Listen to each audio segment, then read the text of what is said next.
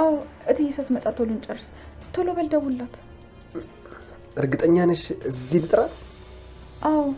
ምን ነው እንዳትሳሳት ፈራህ እንዴ? ምን ሆነሻል ብሌ?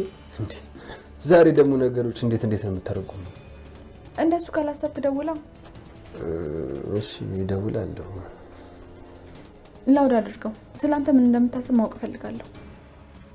ግን እኮ ቃል እኮ ዝም ብለህ ላውድ ላይ አድርገው። እሺ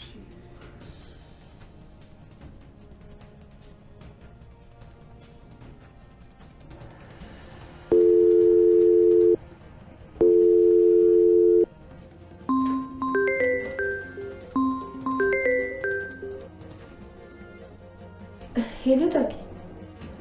ሄሎ ቃል፣ እንዴት ነሽ? አለ እንዴ ቆንጆ። ምን ነው ናፈኩ እንዴ?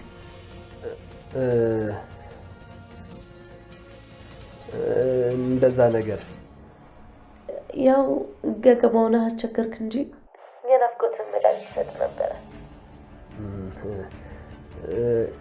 ከፈሌ ብቻዬን ደበረኝ። ለምን አትመጪም? አንተ ጠርተኸኝማ ከመቃብርም ቢሆን ተነስቼ ይመጣ። ጥገኛ ህዋስ እንደምንም ብዬማ ከዚህ ቤት አስወጣሻለሁ። አንቺው ስጭኝ።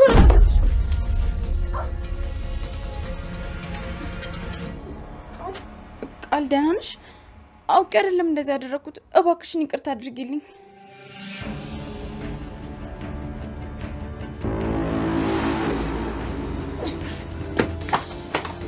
ውዴ ቻናል የቤተሰቦች እንዴት ናችሁልኝ? እንኳን ወደ እኔ ቻናል በሰላም መጣችሁልኝ። ደህና ናችሁ ወይ? አደራ ድራማ እንግዲህ ብሌን ለሰላም እውነቱን ለመናገር እያሰበች ነው። እንግዲህ በባለፈው ክፍል ላይ ሰላም ውርሱን ሁሉ ንብረቴን ሁሉ በስሜ ለማድረግና ውርሱ ውስጥም ደግሞ ቃልን ለማስገባት እየሰራሁኝ ነው ባለችው መሰረት እንግዲህ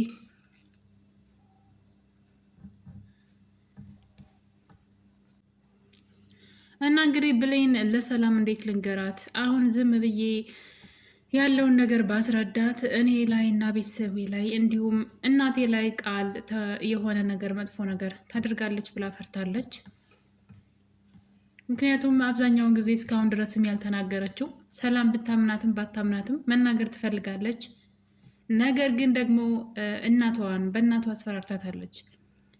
በዛ ላይ ብሌን አሁንም ንቅት ማለት አልቻለችም። ብዙ ነገሮችን ለምን እንደማታገናዝብ አላውቅም።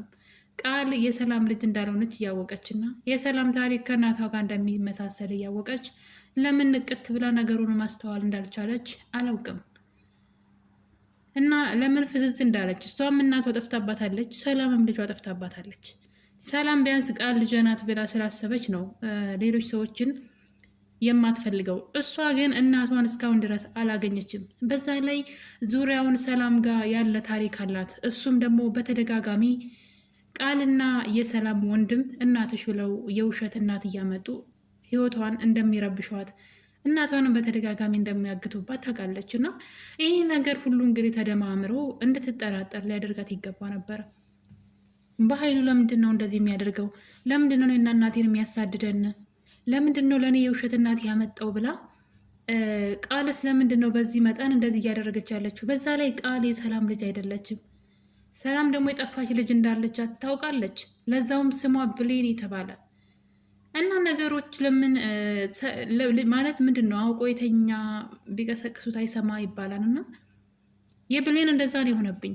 ምንም እንዳልተፈጠረ እናቷ ከስሯ አብራት ተቀምጣ እያንዳንዱ ህይወታቸው የሚመሳሰል ታሪክ እያላቸው ነገሩን ለምን ማወቅ እንዳልፈለገች አላውቅም። ዝም ብላ እናቴ ትላለች። አሁንም እናቴ ናፈቀች ትላለች። ለምንድን ነው እንደዚህ ትንሽ እንኳን ማሰብ ያልቻለችው? ለምንድን ነው መንቃት ያልቻለችው?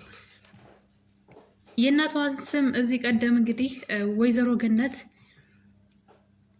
ለብሌን የሆነ ነገር ብላት ነበረ። እናትሽን አግኝቻታለሁ።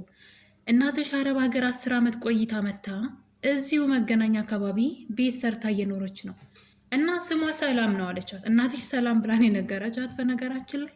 በዛ ላይ ደግሞ ብሌን የምትባል ልጅም እየፈለገች ነበረ ብላ እንግዲህ እናቷ እየፈለገቻት እንደሆነ ነግራት፣ ነገር ግን ነገሩ ውሸት ነው ተብሎ እንደቀረ ታውቃለች። እና ከሰላም ጋር ያለው የህይወት ታሪክ ተመሳሳይ ነው። በዛ ላይ ቃል የውሸት ልጁና ገንዘቧን ለመውሰድ እንደመጣች እያወቀች ለምንድነው መንቃት ያልቻለችው? ለምንድነው ማሰብ ያልቻለችው? እና ትንሽ ግራ ያጋባን የብሌን እንዝላልነት ማለት ነው።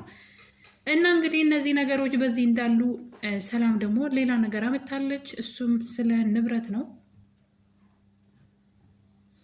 ቃል ስትመኘውና ስታቅደው የነበረውን ነገር ሰላም በትክክለኛው መንገድ እንግዲህ እሷንም መግደል ሳይጠበቅባት ማለት ነው፣ ገንዘቧንም ማሳደር ሳይጠበቅባት ቃል ንብረቱን ሁሉ በስሟ እያደረገችላት ይገኛል። ይሄ ነገር እንግዲህ ብሌንን ረብሿታል። ስለዚህ ለሰላም ማሳወቅ እንዳለባት እያሰበች ነው። እሱም እንግዲህ ምንድነው ፊት ለፊት እጄ መናገር አልችልም፣ ነገር ግን የሆነ ወረቀት መጻፍ አለብኝ ብላ አስባለች። እና ለሰላም እንግዲህ ቃል ልጇ እንዳልሆነች እና ከወንድሟ ጋር ተመሳጥራ ገንዘቧን ለመውሰድ ልጁ ነው የመጣች እንጂ የእሷ ትክክለኛ ልጅ እንዳልሆነች የሚያሳይ መረጃዎችን እንግዲህ በወረቀት ጽፋላታለች። ነገር ግን ወረቀቱን እየጻፈች እያለ ቃል ወደ ክላሷ በመሄድ ያው ተጠራጣሪ ስለሆነች ቃል ማለት ነው ፈስ ያለበት ዝላይ አይችልም እንዲሉ ማለት ነው ሰላም የሰላም ልጅ አለመሆኗን ብሌን ስለምታውቅ እያንዳንዱን እርምጃዋን ትከታተላታለች። በዛም የተነሳ እንግዲህ የጻፈችውን ወረቀት እንድትሰጣትም ሲጣሉ እያየን ነበረ። እሷ ግን አልሰጥም ብላ ወረቀቱን በሌላ ቀይራላታለች። ሌላ ወረቀት ጽፋ ለቃል ሰጣታለች። እና ብሌን ጨከን ብላ እንግዲህ ይህን ነገር ለሰላም መንገር አለባት። ሰላም ነገሮችን ሳታበላሽ ቢያንስ ዲኤንኤን ምርመራ እንኳ ማድረግ ትችላለች። በዛ ላይ በኃይሉ ደግሞ ከዚህ በኋላ የቃል ጥላት ነው የሚሆነው። ቃልን ለመጉዳት ነው ከእስር ቤት እንደወጣ ማለት ነው። ምክንያቱም ያን ህይወቱን ያመሰቃቀለችው ቃል እንደሆነች ስለሚያውቅ አሁን ላይ የሰላምን ገንዘብ የምትመኘው ቃል ወይም ደግሞ አቶ በኃይሉ ብቻ ሳይሆን የብሌን ጓደኛም ጭምር ናት። እንግዲህ የብሌን ጓደኛ ሰላም ተብዬዋ ማለት ነው። እዛ ቤት ከመጣች በኋላ እኔም እንዳንቺ ሰላምን አስወግጄ ንብረቱን የመውሰድ መብት አለኝ እያለች ትገኛለች። እና እንግዲህ ልጅቷ እዛ ቤትን በግድ ገብታለች። የሰላምና የብሌን አስተሳሰብ አንድ አይነት ነው። ሰላም ቤቷ ላይ ድራማ እየተካሄደ እያየች ምንድን ነው ብላ ለምን ማሰብ እንዳልቻለች አላውቅም። ምክንያቱም ልጅቷ ቃል የምታደርገው ነገር ሁሉ ግራ የሚያጋባና ትንሽ ጥርጣሬንም የሚያጭር ነው። የምታደርጋቸው ነገሮች ማለት በጣም ብዙ ነገሮች አሉ። የሆነ ነገር በተወራ ቁጥር ስለ እኔ ነው ብላ ከመፍራት የተነሳ በድንጋጤ ስትንቀጠቀጥ የምናያት እሷ ናት። የምትርበተበተው ለብሌን እናት አይደለች ያልሆነችን ሴት እናት ናት ብላ እስከ ማምጣት የደረሰችው እሷ ናት። እና በጣም ብዙ ነገሮችን እያየች በዛ ላይ ደግሞ ብሌን እናቷ የጠፋችባት ልጅ እንደሆነች እናቷ አረብ ሀገር ሄደች እና ለዛውም ደግሞ ብሌን የምትባል ልጅ አስቡ እንግዲህ ስሟ የሆነ ብሌን ይቺ ልጅ ማናት ብላ ለሰከንድ እንኳን ሰላም ቆም ብላ እያሰበች አይደለም። ከልቧ ብሌንን ብትወዳትም ልጇ የምትመስላት ብሌን እንደሆነች ብታቅም፣ ነገር ግን ደግሞ ቃል ያው ልጄ ብላ የተቀበለችው ቃልን ነው። ስለዚህ ሰላምም ብሌንም መንቃት አለባቸው። በዛ ላይ ደግሞ የብሌን አሳዳጊ ወይዘሮ ገነት ብሌን የሰላም ልጅ እንደሆነች ተነግሯታል። ይህን ነገር እያወቀች እስካሁን ድረስ ደብቃት ነው ያለችው። እስካሁን እውነቱን አልተናገረችም። ይህ ራሱ አንድ ትልቅ ጥፋት ነው። እውነቱን መናገር አለባት። ሰላም እናቷ እንደሆነች ሰው እንደነገራትና ነገሩን በራሷ እንድታጣራ ለብሌን መተው አለባት። ዳግም እንግዲህ ሳሚን በጩቤ እየወጋው መስሎን ነበረ። ነገር ግን ሳሚ ተርፏን ማለት ነው። ስንት ውለታ የዋለለትን ሳሚን እንግዲህ በጩቤ ካልወጋው እናቴን እንዳግት አድርገኛል ብሎ እንቦ ዘራፊ ሲል የነበረው ዳግም እንግዲህ ሳሚን ከመውጋት ተርፏን ማለት ነው።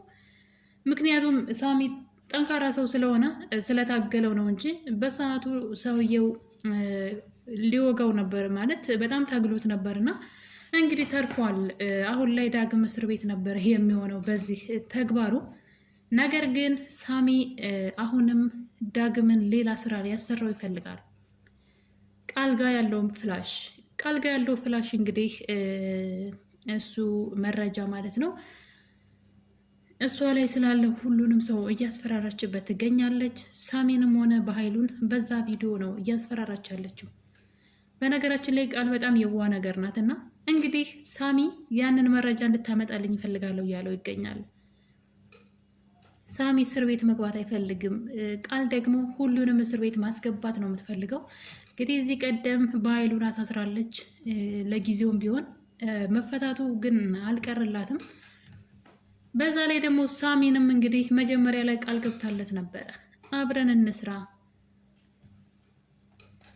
ከዛ እንግዲህ የሰላምን ገንዘብ ደግሞ ለጋራ እንካፈላለን በማለት ለሳሚ ቃል ገብታለት ነበረ።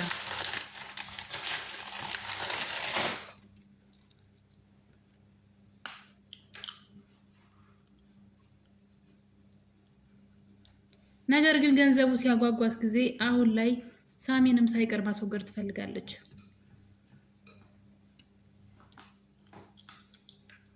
እስከ ዛሬ ድረስ እንግዲህ የሰላም ልጅ መሆኗን የሚያሳይ መረጃ ሳሚ እንዲያመጣላትና ሌሎች መንገዶች እንዲያስተካክልላት፣ በተለይ ደግሞ አልማዝ ተብዬዋ ማለት ነው እሷ እየመጣች ስለምታስቸግራት ነገሮች እንዲያስተካክልላት ሳታሳስረው ቆይታ ነበረ።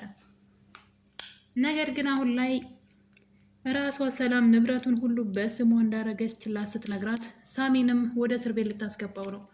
ለዛ ነው እንግዲህ ሳሚ አሁንም ዳግምን ተጠቅሞ ያንን መረጃ ካላመጣህ እናትህን እገላታለሁ እያለ እንግዲህ ሌላ ዛቻና ማስፈራሪያ መጥቷል።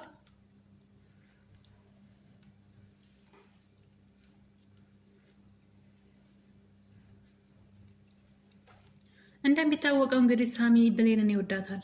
ለዛም እስር ቤት መግባት አይፈልግም። ዳግምና ብሌንን አለያይቶ ከብሌን ጋር መሆን ይፈልጋል እና በዚህ የተነሳ እንግዲህ መረጃውን ደግሞ ዳግም ግዴታ ከቃል ላይ መውሰድ ስላለበት አንድ ነገር ያስባሉ ማለት ነው። እንግዲህ ቃል ወደ ስልኳ በመደወል ብቻዬን ሆኜ ነው መምጣት ከቻልሽ ወደ ክላሴ ብሎ ይጠራታል። ልጅቷም ወደ እሱ ክላስ እንግዲህ ያው በጣም ተወደዋለች ልጁን እና እንግዲህ ያው ለሌላ ነገር ነው ወደ እሱ ክላስ ሄደችው ማለት ነው። በዚህ ቅጽበት እንግዲህ ብሌን ወደ ክላሷ ገብታለች። መረጃውን ታገኘው ይሆን የሚለው ራሱ ሌላ ጥያቄ ነው። ምክንያቱም ላፕቶፖ ላይ ስለሆነ ያለው ማለት ነው። በዛ ላይ በጣም የሚያስጠላው ነገር ግን ቃል ወደ ዳግም ክላስ ከገባች በኋላ ዳግምን ስመዋለች። ይሄ በጣም ከባድና የሚያስጠላው ነገር እንግዲህ ያው አንዳንድ ነገሮች ዋጋ ሊያስከፍሉ ይችላሉ፣ ግን በዚህ መጠን ደግሞ ራስን እስከ ማዋረድ የሚደርስ ግን መሆን ያልነበረበትም። ዳግም ራሱን መጠበቅ ነበረበት። ነገር ግን ልጅቷ ስመዋለች። እንግዲህ ይህን ነገር ብሌን አየች ማለት ነገሮች ሁሉ ይበላሻሉ። ለጊዜውም ቢሆን ብሌን ወደ ሳሚ ልትሄድ ትችላለች። እና ውድ ቤተሰቦች እንግዲህ ብሌን በጣም ብዙ ድራማዎችን እያየች ነገር ግን አለመንቃቱ አሁንም ቢያናድደንም ነገር ግን እውነት በራሷ ጊዜ ተደብቃ ስለማትቀር የብሌን እውነት መውጣቱ የማይቀር ነው።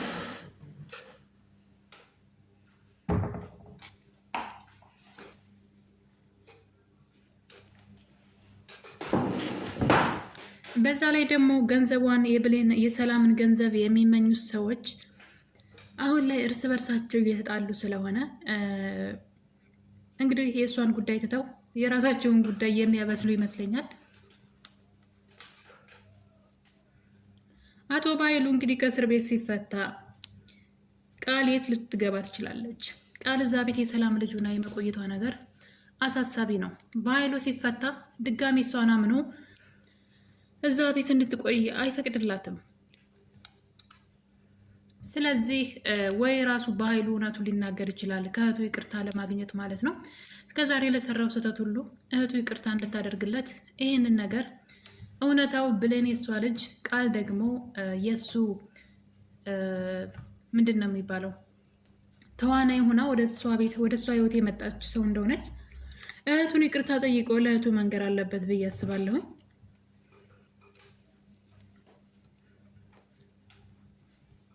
እንግዲህ የብሌን ታሪክ እንዲህ እያለ ክፍል 30 ላይ ደርሷል ማለት ነው። እስካሁን ድረስ እንግዲህ በመጡበት መንገድ ብሌን በጣም ብዙ ነገሮችን እናቷ ሰላም ልትሆን እንደምትችል ሊያጠራጥሩ የሚችሉ ነገሮችን እያየች ነገር ግን ምንም ስታስተውል እያየን አይደለም። በዛ ላይ የብሌን አሳዳጊ ሌላኛውን ስህተት እየሰራች ያለች ይመስለኛል።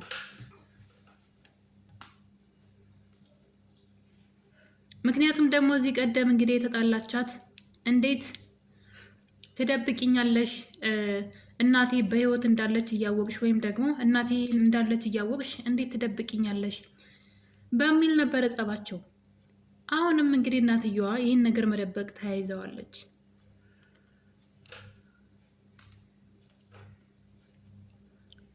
የብሌን እና የሰላም መጨረሻ ምን ሊሆን ይችላል የሚለው ነገር በጣም አጓጊ ነው።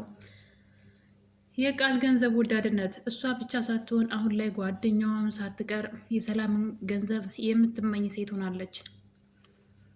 ልጅቷ በእርግጥ ትክክል ናት። ቃል ያልሰራችበትን የሰላምን ገንዘብ ለግሏ ለማድረግ ስትሯሯጥ ስታይ እሷም የቃልን ያክል መብት አላት ማለት ነው።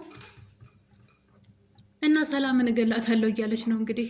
ሰላም መንቃት አለባት። በተለይ ደግሞ ንብረቷን ቃልን ልጄ ብላ ከንብረቷ ድርሻ ሳታስገባ በፊት ብሌን እውነቱን ልትነግራት ይገባል።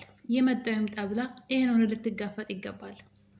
እውነቱን እያወቀች ዝም ማለቷ፣ በዛ ላይ ደግሞ ሳሚ እንዲሁም ደግሞ ዳግም ይህን ነገር ያውቃሉ። ዳግም እዚህ ቀደም አቶ በኃይሉና ቃል ሳሎን ውስጥ የሆነ ነገር ሲያወሩ ይሰማቸዋል። የሰላም ትክክለኛ ልጅ ብሌን ናት፣ እሷ ደግሞ እዚህ ቤት ሰራተኛ ሆና መታለች። ስለዚህ እናትና ልጅ እንዳይቀራረቡና አብረው እንዳይሆኑ መስራት አለብሽ። ሁለቱ ከተቀራረቡ እናትና ልጅ መሆናቸው በሆነ ምክንያት ሊያውቁ ስለሚችሉ ተጠንቀቂ እያለ ሲያወራ፣ ዳግም ደግሞ ድንገት ወደ ሰላም ቤት ሲገባ በር ላይ ሙሉ ያወሩትን ወሬ ሰምተዋል። ነገር ግን ያኔ ስለ ብሌን አያውቅም ነበር። ብሌን ገና የዛን ቀን መጣቷ ስለነበረ ማንን ነው ስለምንድን ነው የሚያወሩት ብሎ ነገሩን ብዙ ቦታ አልሰጠውም። ስለዚህ ብሌን ነቃ ማለት አለባት። እናቷ ሰላም መሆኗንም መጠራጠር አለባት። እንዲሁም ደግሞ አሳዳጊዋ ወይም ደግሞ የዳግም እናት ወይዘሮ ገነት እውነቱን ሊነግሯት ይገባል ብዬ አስባለሁ። የኔ ውድ ቤተሰቦች እናንተስ በዚህ ዙሪያ ምን ሀሳብ አላችሁ? አስተያየታችሁን እንግዲህ ኮሜንት ላይ በማስቀመጥ ሀሳብ አስተያየታችሁን አስቀምጡልኝ። ለቤቴ አዲስ የሆናችሁ ደግሞ ሰብስክራይብ በማድረግ አበረታቱኝ አደራ። ክፍል 30 እንግዲህ ይህን ይመስል ነበረ።